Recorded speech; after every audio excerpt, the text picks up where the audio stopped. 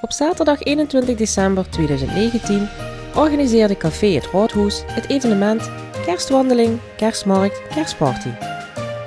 In de middag begonnen de deelnemers met een wandeling in de omgeving van Spouwbeek.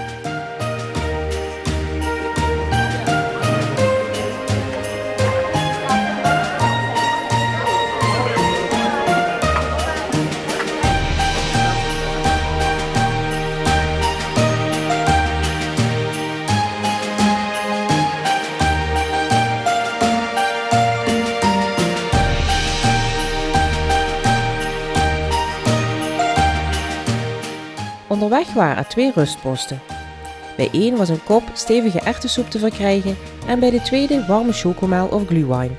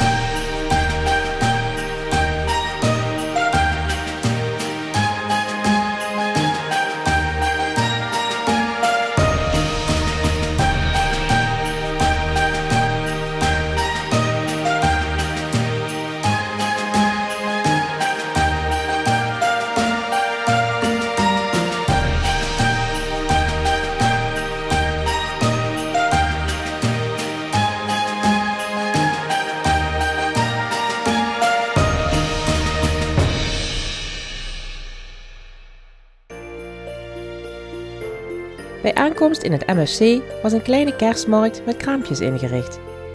Hier vond men allerlei ideetjes en cadeau-inspiraties voor de kersttijd.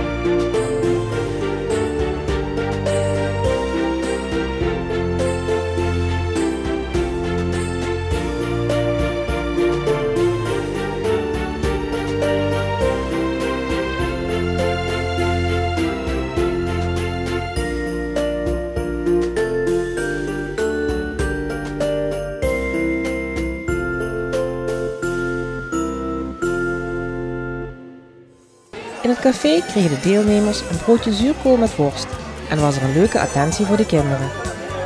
Met passende muziek van DJ Rick werd het een gezellige kerstparty.